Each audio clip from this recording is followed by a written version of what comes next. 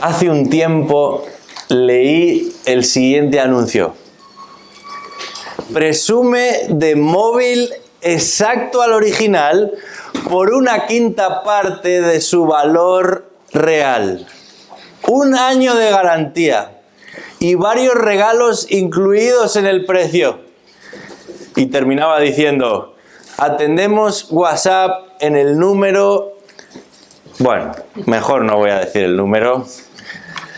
Pero lo que está claro es que vivimos en un mundo en el que no importa mucho si algo es verdadero o falso. Siempre y cuando dé, como se dice coloquialmente, el pego. Siempre y cuando nos funcione y además tenga un aspecto agradable. De hecho, lo que hace ya siglos indicaba Nicolás Maquiavelo en su obra El Príncipe, se ha convertido en la norma.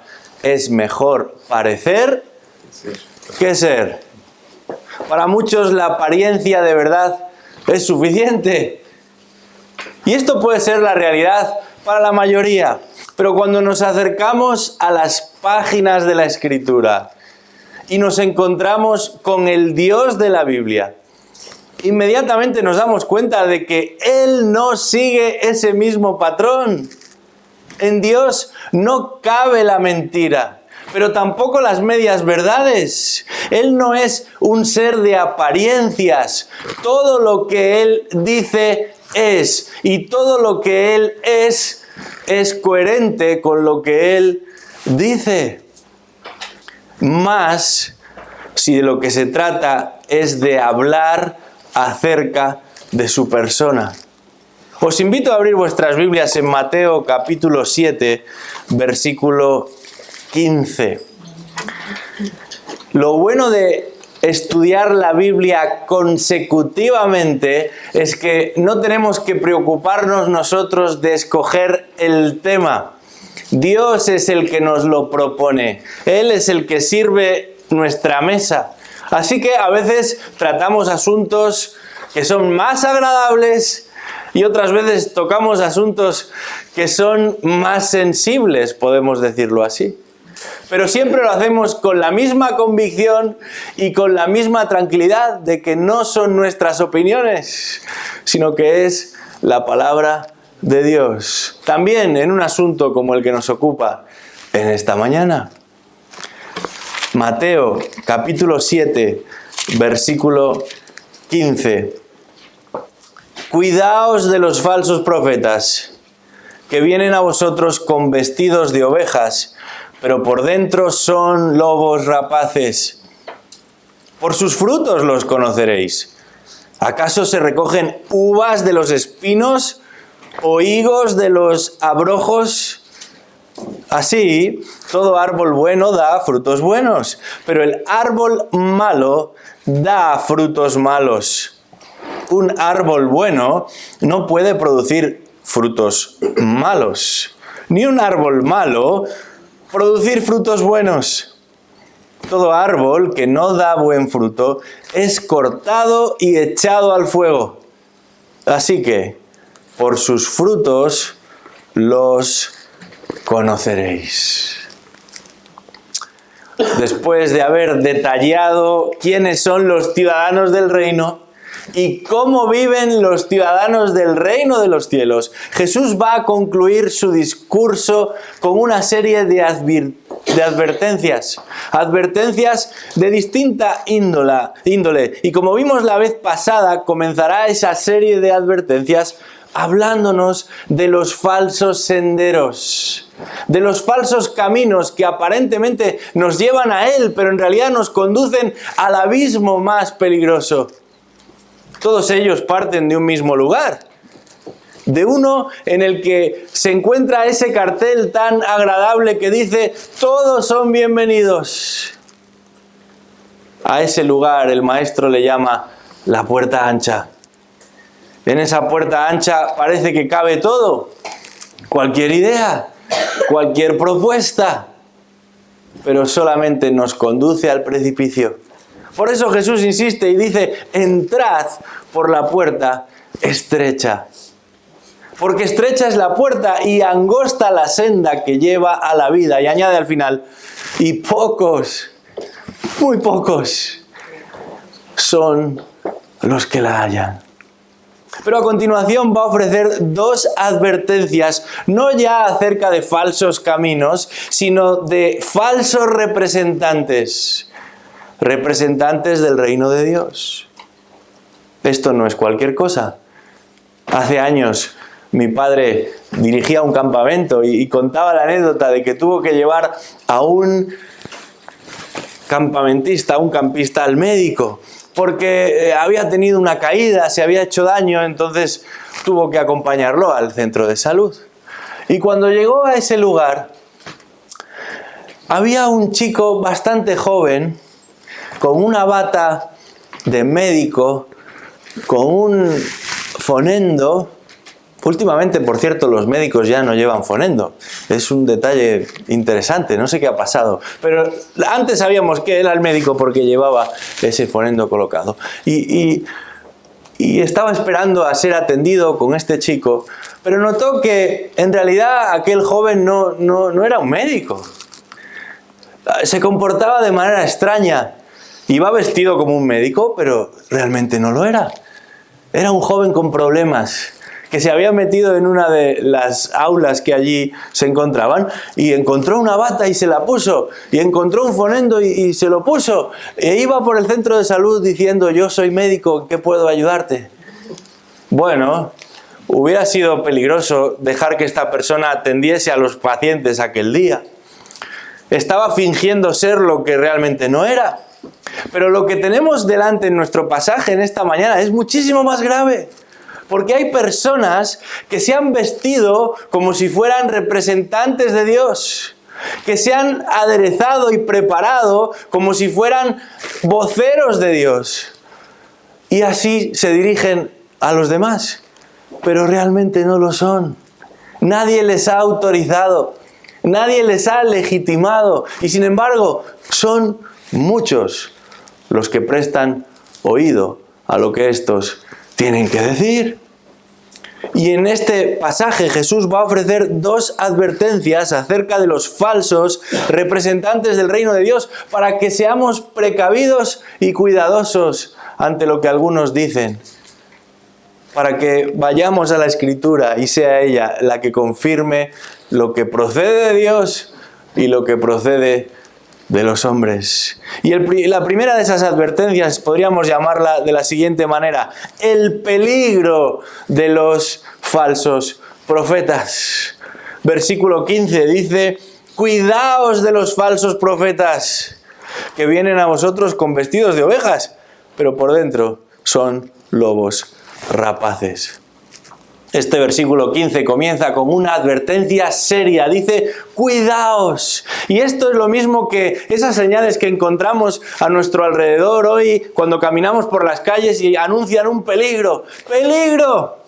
De hecho, normalmente están pintadas de color rojo, para que visualmente podamos ser capaces de identificarlas rápido antes de que nos atropellemos, nos dirijamos a un peligro que podemos evitar.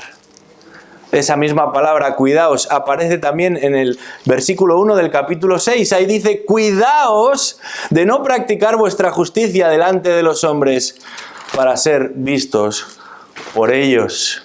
En aquella ocasión Jesús se refería al peligro de la hipocresía, de querer aparentar lo que realmente no somos. Pero ahora el peligro no viene dado por nosotros, sino por otros que no solamente están siendo hipócritas, sino que tienen un plan que puede llegar a ser muy peligroso.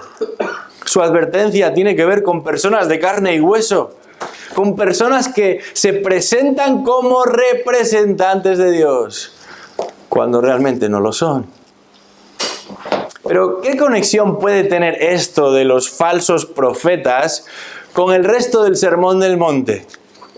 Jesús está concluyendo su enseñanza y precisamente quiere prevenir a sus oyentes de poner a un lado su enseñanza. Ahí está el peligro del que nos advierte. Él ha venido dedicando tiempo y ejemplos y un interés particular en enfatizar ciertas verdades. Pero el peligro es que por causa de estos falsos profetas y maestros, todo lo que Jesús nos ha enseñado se ponga a un lado para seguir voces que no están autorizadas, para encaminarse a otra puerta que es distinta a la que Él nos ofrece. Jesús quiere destapar el peligro de dejar de lado lo que Él ha venido diciendo para rellenar en su lugar ese hueco con otros elementos. Jesús es el revelador de Dios, es el que lo ha dado a conocer. Él se presenta a sí mismo como el camino, como la verdad, como la vida. Aquel que solamente es el único capaz de hacer posible que nosotros, seres creados y además caídos, podamos relacionarnos con un Dios 3 veces santo. Aquel que es capaz de introducirnos en una senda que conduce al perdón de parte de Dios, en un camino que nos dirige a la vida eterna, en una ruta, la única, que nos permite disfrutar de comunión con el Dios vivo. Yo te pregunto en esta mañana, ¿conoces ese camino? ¿Has atravesado la puerta que Jesús ha abierto para conducirnos a su Padre Celestial? Porque esa es la única puerta que nos conduce a la vida. Esa es la única puerta que garantiza nuestra salvación. Esa es la única puerta por la que cuando uno atraviesa ese espacio puede decir, he pasado de muerte a vida. Y ya no vivo yo, sino que la vida que vivo ahora la vivo no solamente por Él, sino en Él, porque ha sido Él el que vivió y murió para darme vida a mí, que vivo, aunque estuve muerto. Tremenda realidad. ¡Qué cambio! ¡Qué transformación! ¡Qué apertura única a un universo que hasta ese momento permanece oculto a nuestra vista! Él es el único que tiene capacidad para trasladarnos a la presencia de Dios. Y si tú en esta mañana, aunque estés aquí en una iglesia cristiana, no estás transitando por esa senda, vuélvete de tus caminos y acércate a Cristo. Deja a un lado aquello que ocupa tu mente y tu corazón y pídele a Dios que tenga misericordia de tu alma, aquí y ahora, porque Él ha prometido que todo el que se acerca a Él, Él no le echa fuera. Esta es una puerta estrecha, pero es una puerta gloriosa. Y todo el que atraviesa por esa puerta nunca será defraudado. Ese es el mensaje del Evangelio. Arrepentíos y creed en el único capaz de reconciliar al hombre perdido y desorientado con ese Dios glorioso, el Creador y el Señor de todo lo que existe. Pero hay un problema, porque ese mensaje que Jesús ha venido a anunciar una y otra vez está siendo distorsionado, particularmente por un grupo de individuos a los que Jesús denomina falsos profetas. Literalmente Jesús los llama pseudoprofetas. Y sabemos lo que son muchos de los elementos que comienzan con esa palabra pseudo, ¿verdad? No nos podemos fiar de la pseudociencia. No, porque no es ciencia. No nos podemos fiar de la pseudomedicina, porque no es medicina. No nos podemos fiar tampoco de los pseudoprofetas, porque no son profetas. Muchas veces se habla de profetas, sobre todo en el contexto actual, que no coincide con lo que vemos en el Nuevo Testamento, como personas que tienen una misión, y es la de tratar de advertir al mundo de sus malos caminos, o de señalar que no se están haciendo las cosas como se deberían, o de denunciar que las autoridades y los que están en control no están siendo responsables. Bueno, eso no es un profeta en términos bíblicos. Eso puede ser un predicador o inclusive un activista. Pero eso no es el profeta del que Jesús nos está hablando aquí. Un profeta es uno que representa a Dios porque habla la palabra de Dios. Es uno que ha sido llamado a trasladar un mensaje que viene de parte de Dios. Es un vocero de Dios. Es un altavoz de Dios. Y el problema con estos a los que Jesús se refiere en este texto es que se presentan como representantes de Dios, pero realmente no lo son, con el fin de pasar por ser lo que no son. Y si fuera tan fácil distinguirlos, si llevaran una rosa roja en la solapa, entonces no habría peligro. Pero el texto nos dice que son lobos con piel de cordero. En este caso, lobos rapaces con piel de cordero. Y esta idea del lobo vestido como el cordero es muy antigua, no se la inventa Jesús. Unos 600 años antes de que Jesús viniera y naciera en este mundo, un escritor griego de nombre Sopo se hizo bastante popular por sus famosas fábulas, pequeñas historias donde empleaba sobre todo figuras mitológicas o incluso animales para tratar de explicar leccioncillas de carácter moral. Esas fábulas llegaron a ser muy conocidas, al punto que después de mucho tiempo dominando a los judíos, los griegos habían trasladado bastante de su cultura a lo largo del Mediterráneo y también en Palestina.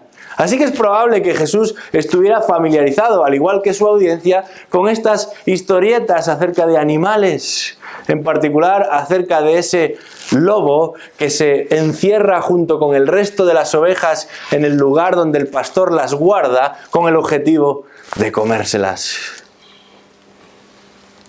Su audiencia entendió perfectamente qué clase de artimaña era la de esos falsos pseudoprofetas. El versículo 15 los llama lobos rapaces. Y en Hechos 20:29 encontramos una expresión muy similar. Pablo se reúne con los ancianos de Éfeso y les advierte que la iglesia va a tener que enfrentarse a lobos disfrazados. Pero en el original se trata de dos adjetivos, de dos apelativos distintos para hablarnos de qué clase de lobos tenemos delante. La idea de Pablo en Hechos, lo que el apóstol va a destacar ahí, es la fiereza, el salvajismo del lobo. Y sin embargo, lo que Jesús va a destacar, a enfatizar aquí en Mateo, lo que el maestro va a poner sobre la mesa, es la capacidad de estos lobos de robar y de desposeer. Eso es lo que hacen los lobos con las ovejas. Primero se las roban a sus legítimos dueños y después se las comen, las devoran. Y eso es exactamente lo que pretenden los falsos profetas con las ovejas. Pero claro, para que éstas se confíen, se visten de oveja, para que bajen la guardia, para que se fíen. Entonces operan con total impunidad. Y no solamente buscando beneficios económicos, o promoviendo divisiones, o favoreciendo ciertos pecados, o difundiendo falsa doctrina en general. Que curiosamente esta falsa doctrina siempre redunda en su ventaja. Más poder, más dinero, más fama. Pero en este caso Jesús está tratando un asunto por encima de todos los demás. Y es el del camino ancho frente al camino estrecho. El de entrar por la puerta estrecha, que es la que Él propone, o por la puerta ancha, que es la que nos conduce a la perdición. La mentira, el engaño, el peligro viene dado por anunciar un camino de salvación distinto al que Jesús predica. Más ancho, más cómodo, más ambiguo. menos riguroso, menos cercado. Así como los profetas de la época de Jeremías, a los cuales tuvo que desenmascarar porque predicaban paz, paz cuando no había paz, porque predicaban prosperidad cuando lo que se venía era pobreza, cuando anunciaban triunfo y victoria, cuando lo que sucedía es que un ejército acabaría con todo y con todos. Esos falsos representantes de Dios, no importa la época en la que nos encontremos, predican paz y concordia para con todos, porque según ellos, todos los caminos nos conducen a Roma. Y como resultado, y ahí es donde está el verdadero peligro, es que Jesús y su mensaje son simplemente una opción entre muchas otras. Son varios los textos en el Nuevo Testamento en los que encontramos algunas referencias específicas a los falsos maestros. Hemos leído ya 2 Timoteo 3 en esta mañana, pero también podríamos acercarnos a la epístola de Pablo a Tito o a la carta de Judas. Y haremos bien en prestarles atención, pero aquí Jesús nos alerta de la amenaza, del peligro que suponen los falsos profetas para los creyentes, para los discípulos. ¿Por qué son un peligro? ¿Dónde se encuentra el engaño, la trampa? Bueno, lo primero que este versículo nos dice es que los falsos profetas son falsos. Son mentirosos. Afirman ser lo que no son. Cuidado con esto, porque no se trata de inconversos fuera de la iglesia.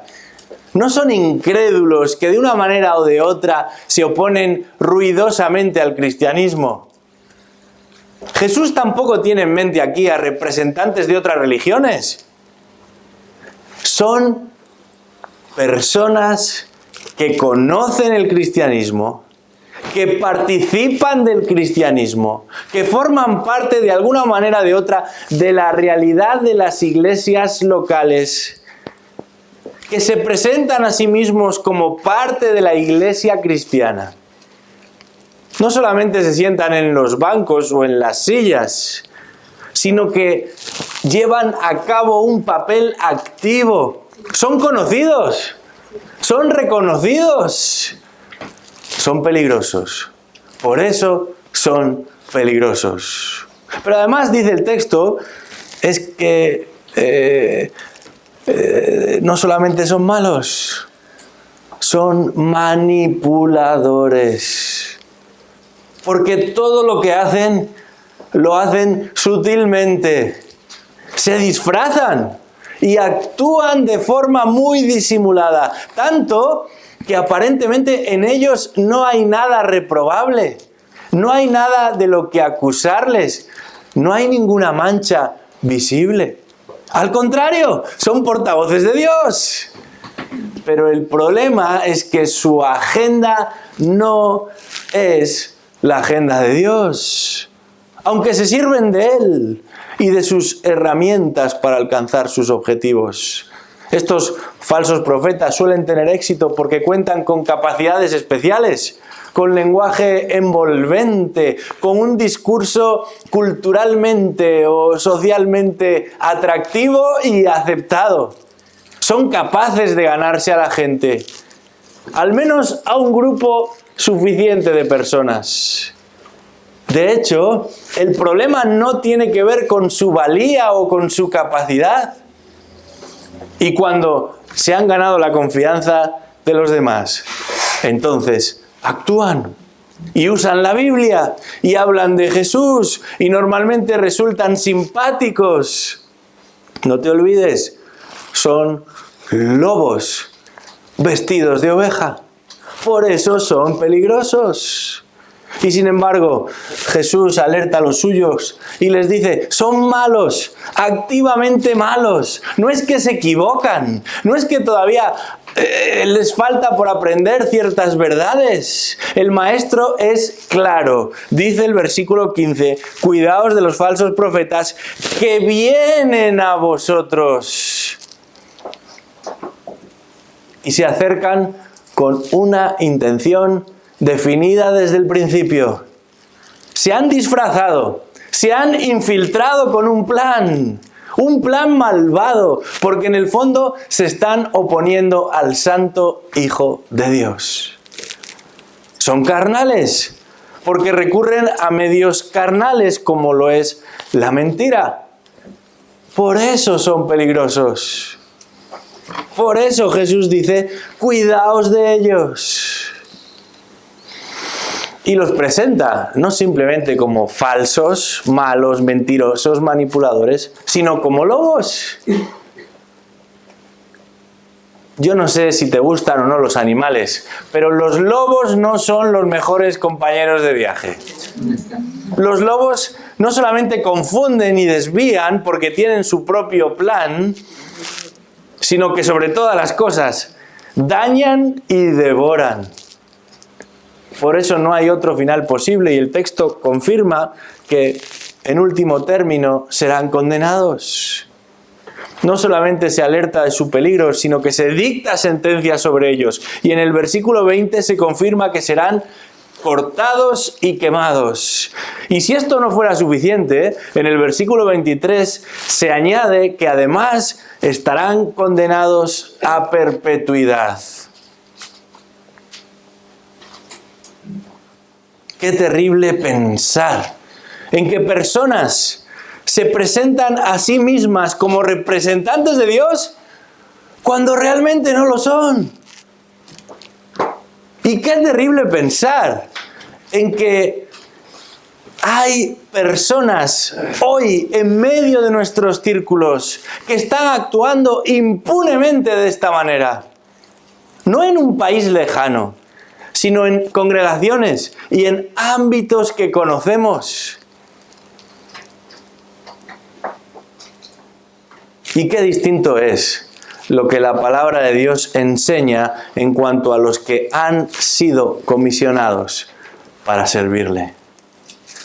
Cuando nos acercamos a la Escritura, observamos que un verdadero hombre de Dios es muy distinto. Es fiel a la palabra, no a sí mismo, no a los hombres, no busca agradar a los demás, sino que por encima de todo trabaja para obedecer a ese Señor que le ha comisionado. Es fiable, no un manipulador. A diferencia del falso profeta que proyecta una imagen de sí mismo que no se corresponde con la realidad, el hombre de Dios se limita a hacer lo que ha sido llamado a hacer. A decir lo que Dios dice. No a tergiversar, ni a añadir, ni a cuestionar el texto. No lo tuerce, ni lo adereza para que diga lo que Él quiere que diga. Enfatiza lo que Dios enfatiza. Afirma lo que Dios afirma. Y calla si la Biblia no señala nada concreto al respecto. Como consecuencia es humilde, no es orgulloso. No se trata aquí de lo que este hombre de Dios es capaz de hacer, sino de lo que Dios es capaz de hacer. ¿Sabe lo que está en juego? Y es que lo que está en juego no es su propio nombre o su propia honra, sino la gloria de Dios. No está hablando todo el día de lo guapo que es, de lo mucho que tiene, sino que depende de Dios y no descansa en sus fuerzas ni en sus habilidades. Y como consecuencia de todo esto, un verdadero hombre de Dios es un siervo, no es un divo. Sin duda, su principal ocupación es la instrucción de otros, y para eso, como dice Pablo, trabaja y se esfuerza. Procura con diligencia presentarse a Dios aprobado, como obrero que no tiene de qué avergonzarse. Al contrario, que maneja bien, que traza con precisión la palabra de verdad. Y como consecuencia, dice la Escritura, que entonces el hombre de Dios es irreprensible en su hogar, en sus relaciones con vecinos, con conocidos, en su testimonio con la iglesia local, pero también con otras iglesias. Es cierto, se encuentra en un proceso de santificación, pero avanza hasta tal punto que puede decir con la conciencia limpia: imitadme a mí, igual que Pablo lo dijo, como yo imito a Cristo. Y como resultado, ese tipo de representante, de siervo, de vocero de Dios, es aprobado por Dios. Y es a esa clase de hombres a los que uno ha de acercarse. Es a esa clase de siervos a los que uno ha de escuchar. Nunca han existido tantos recursos para que los creyentes crezcan y maduren como en el día de hoy. Hay libros, más de los que podemos leer. Hay grabaciones de audio, más de los que podemos escuchar. Hay vídeos, más de los que podemos ver. Por eso nunca ha sido tan necesario ejercer el discernimiento. ¿Por quién estoy siendo influido? ¿De qué clase de personas estoy aprendiendo? Deberíamos hacernos este tipo de pregunta. En el tiempo actual, muchos escuchan y siguen a predicadores conocidos mundialmente. Y gracias a Dios por la posibilidad de ser instruidos sin salir de nuestra propia casa. En cualquier lugar, en cualquier momento. Pero es a través de la iglesia local y de los que sirven en ella que uno ha de recibir guía y dirección. Entre otras razones, porque eso nos permite confirmar que aquellos a los que se ha encomendado esa tarea de guiar al rebaño no solamente predican la verdad, sino que viven la verdad. Y podemos verlos y podemos confirmarlos. Y ese es el propósito de Dios. Que los creyentes sean instruidos en el contexto de la iglesia local. Hace un tiempo conocí a un hombre que trabajaba en un ministerio y estaba exponiendo su ministerio en el contexto de una conferencia. Y yo le pregunté, ¿viajas mucho? Y él me dijo, bastante. Y le dije, ¿cuánto es bastante para ti? Me dijo, paso 270 días al año fuera de mi casa. 270 días al año fuera de su casa en conferencias cristianas. ¡Qué bien! ¿Pero dónde está su involucración en la iglesia local? Ayer mismo, uno de estos que también viajan y participan de conferencias confesaba sin ningún rubor, yo no tengo iglesia. ¿Pero cómo es esto posible? Habrá escuchado muchos sermones en sus viajes y desplazamientos. Habrá leído muchos libros en el aeropuerto y en la estación. Pero ese no es el propósito de Dios para los creyentes. Lo que hemos de buscar no es la espectacularidad del que enseña, sino la fidelidad del que enseña. Y si alguien es fiel a la Escritura, estará trabajando en el contexto de la iglesia local. Después de haber establecido el peligro proveniente de estos falsos profetas, en los versículos 16 al 20 Jesús va a ofrecer una segunda advertencia a sus discípulos. Y es la siguiente: la producción de los falsos profetas. Lo que producen, lo que resulta de su labor. Versículos 16 al 20, vamos a leerlos. Dice ahí, por sus frutos los conoceréis. ¿Acaso se recogen uvas de los espinos o higos de los abrojos? Así, todo árbol bueno da frutos buenos, pero el árbol malo da frutos malos. Un árbol bueno no puede producir frutos malos, ni un árbol malo producir frutos buenos. Todo árbol que no da buen fruto es cortado y echado al fuego. Así que por sus frutos los conoceréis. Jesús es un gran maestro, el mejor de todos. Porque es capaz de emplear elementos cotidianos, comunes, conocidos para la mayoría, y explicar verdades profundas, realidades difíciles. Y esta no va a ser una excepción. Presta atención a lo que dice aquí, porque los árboles y la fruta a los que hace referencia no fueron escogidos al azar. No es que de repente tenía enfrente estos árboles y dijo, voy a citar a estos árboles. Es probable que como yo no seas experto en agricultura, ni tengas un huerto a mano como muchos de los judíos del siglo I, pero esto lo vas a captar enseguida. Jesús habla de uvas y de cactus. Y también de higos y de cardos. Y resulta interesante que a cierta distancia las uvas pueden ser confundidas con el fruto que procede del cactus. Y lo mismo sucede con los higos y la flor del cardo. Especialmente si no somos muy expertos.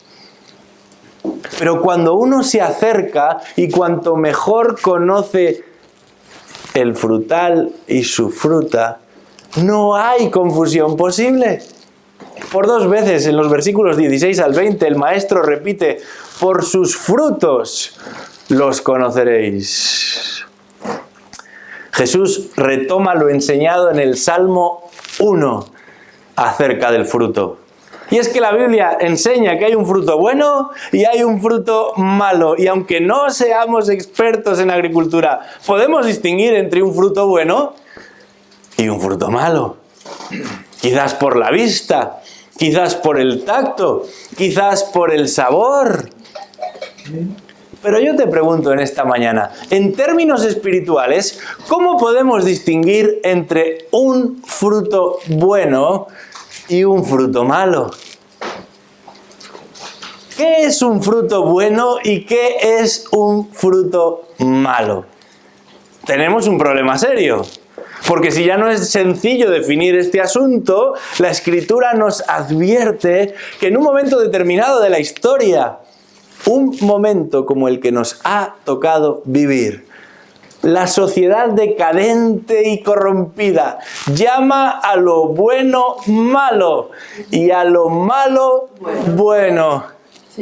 Por eso debemos tener cuidado a la hora de considerar cuál es un fruto bueno y cuál es un fruto malo. Yo te pregunto, ¿es la capacidad discursiva un fruto bueno o un fruto malo? ¿Es el carisma y una personalidad llamativa la señal de un fruto bueno o de un fruto malo? ¿Es la afluencia de gente, el que muchas personas lleguen a un lugar, señal de un fruto bueno o es señal de un fruto malo? ¿Es la popularidad en las redes sociales la marca de lo que es bueno o la marca de lo que es malo? ¿Es la prosperidad económica la señal de que hay un fruto bueno o de que hay un fruto malo? Bueno, si lo pensamos fríamente, ninguna de estas realidades son necesariamente malas. ¿No es pecado expresarse bien? ¿No es pecado tener un carisma llamativo? ¿No es malo ni pecaminoso que las personas lleguen a un lugar? Físicamente al lugar de cultos o virtualmente a través de las redes. Tampoco es pecado no vivir constantemente en números rojos, que nadie se confunda. Aunque esa sea la realidad para muchos de los ministerios cristianos en el mundo. Pero ninguna de estas cuestiones, y esto es lo que nos interesa, son los criterios que la palabra de Dios establece para calificar a un verdadero siervo de Dios frente a un falso profeta. De hecho, fíjate en lo que dice el versículo 22, vamos a leerlo. Muchos me dirán en aquel día, Señor, Señor, ¿no profetizamos en tu nombre? Y en tu nombre echamos fuera demonios, y en tu nombre hicimos muchos milagros. Algunas personas apelan a estos elementos como distintivos, pero tampoco confirman ni legitiman a nadie como verdaderos representantes de Dios. Entonces, ¿cómo sabemos quiénes son falsos y quiénes no lo son?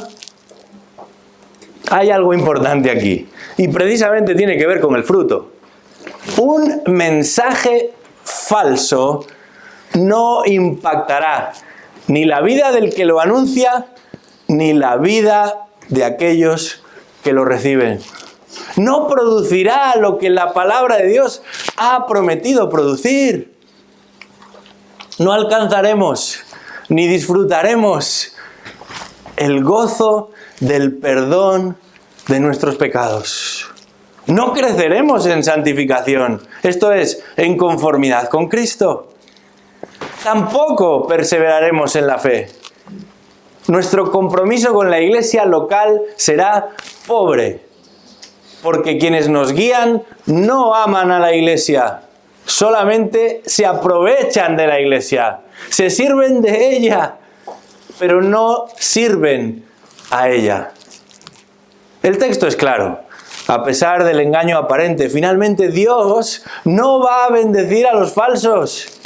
No va a fructificar la obra de unos mentirosos y unos manipuladores. El versículo 19 nos anuncia cuál será el resultado de esos falsos profetas. Dice ahí, todo árbol que no da buen fruto es cortado y echado al fuego. En un sentido literal, también un día estos serán cortados y echados al fuego. Pero tengo que enfatizar algo importante en esta mañana. Alguno quizás trajo su paja de casa, su mechero, sus pastillas encendedoras, pensando en que hoy íbamos a reunirnos para quemar herejes aquí. No todo el que enseña algo que no es correcto es un falso maestro. Puede que simplemente sea un mal maestro. Puede que sea alguien que no ha estudiado lo suficiente. O que aún habiendo estudiado lo suficiente, se haya equivocado. La palabra de Dios es perfecta y sin defectos, pero los hombres no lo son. Eso debe alejarnos de confiar ciegamente en los hombres. Ni siquiera en los hombres a los que respetamos tanto. Porque solo en la medida que el maestro expone fielmente la Escritura, estará diciendo la verdad. Y entonces sí, podremos recibir con gozo lo que nos dicen. Pero el texto es claro, y ahí está la clave. Los falsos maestros vienen a nosotros. Eso es lo que dice el versículo 15. Cuidaos de los falsos profetas porque vienen a vosotros con vestidos de ovejas, pero por dentro son lobos rapaces. ¿Qué está queriendo decir Jesús? No hay que ir a buscarlos. No necesitamos y no debemos ir a su encuentro, aunque sea con la excusa de desenmascararlos. ¿Qué clase de pastor lleva a sus ovejas a los lugares por los que suele pasearse el lobo? ¿Lo saca de esa tierra donde reciben el alimento y la bebida y se desarrollan y crecen sanas, para llevarlo junto al lobo y decirle, acercaos, acercaos? Vais a comprobar cómo el lobo tiene los dientes muy largos y a ver si os muerde y ya veréis lo malo que es el lobo. Al contrario, y sin embargo, algunos están haciendo esto hoy, especialmente a través de las redes. Se pasan el día hablando de falsos maestros que no han venido a ellos, ni siquiera los conocen. Son ellos los que han salido a buscar a los falsos maestros. Y si no se asoma alguno de estos falsos maestros, son ellos los que salen a su encuentro y hablan de personas que si ellos no nos lo hubieran contado, no sabríamos ni que existían. Si tristemente alguno de esos falsos maestros, pseudoprofetas, se cruza en nuestro camino, entonces dejaremos que todo el peso de la palabra de Dios caiga sobre ellos. o sobre ellas. Pero la Iglesia no tiene a la Santa Inquisición por modelo. Su llamado principal es el de ganar almas para la gloria de Dios por medio de la predicación del Evangelio. No el de quemarlas en la hoguera.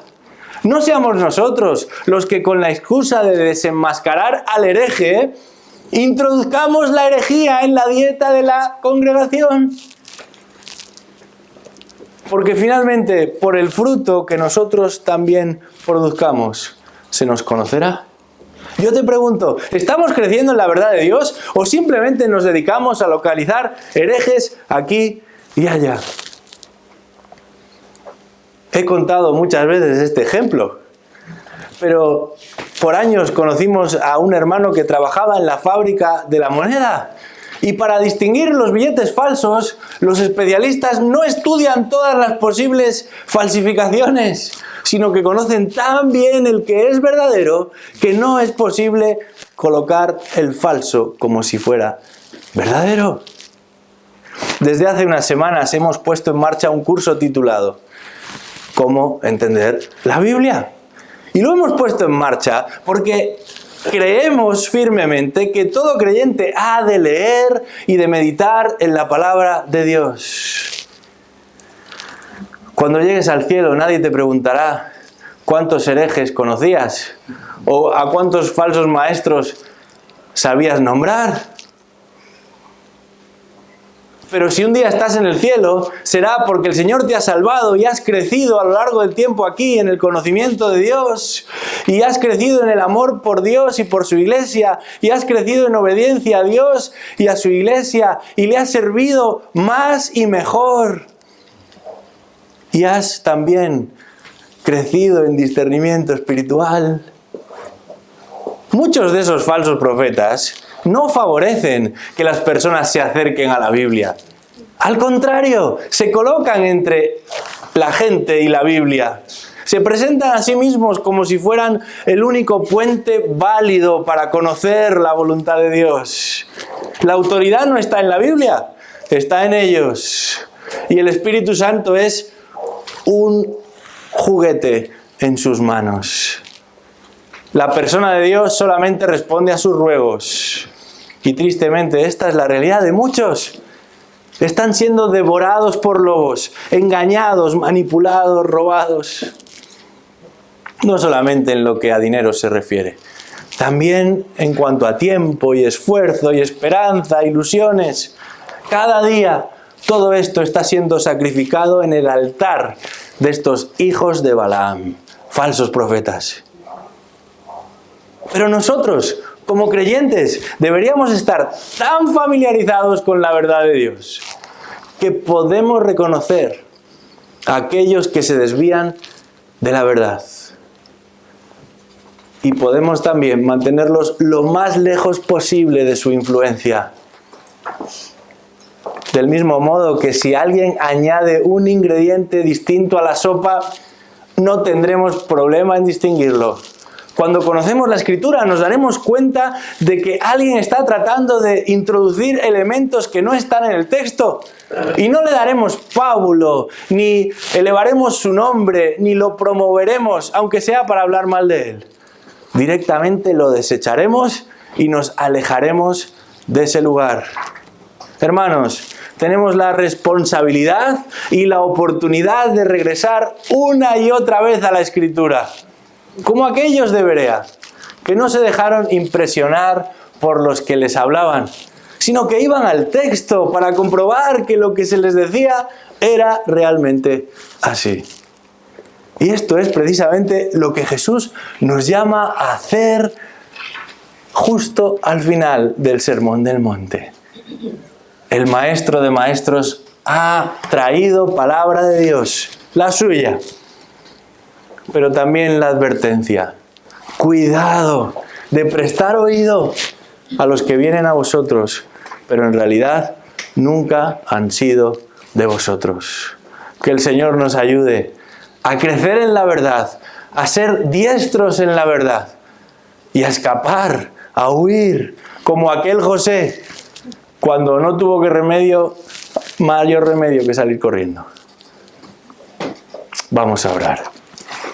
Señor, en esta mañana te damos las gracias porque una vez más nos confirmas que en tu palabra podemos descansar seguros, que en ella encontramos todo lo que necesitamos para esta vida y para la que vendrá.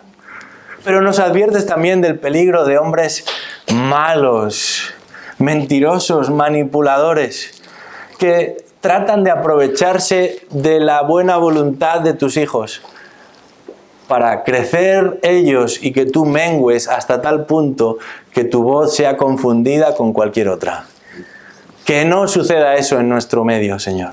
Líbranos de mentirosos, líbranos de estos falsos profetas y permítenos crecer a la luz y al abrigo del que es profeta, pontífice y rey, nuestro Salvador. Aquel que ha venido para darnos vida y vida en abundancia. Aquel de quien el Padre dice: no hay otro en el que yo encuentre contentamiento, satisfacción. A Él oíd. Que esa sea nuestra realidad. Porque entonces disfrutaremos de nuestra fe, porque será una fe verdadera. Tendremos comunión contigo porque te habremos conocido realmente. Estaremos siendo conformados a la imagen de tu Hijo y viviremos gozosos porque el Señor de la historia nos ama, nos reconoce y un día nos llevará a su presencia. Pedimos esto, Señor, para todos los que estamos aquí, en el nombre de Jesús. Amén.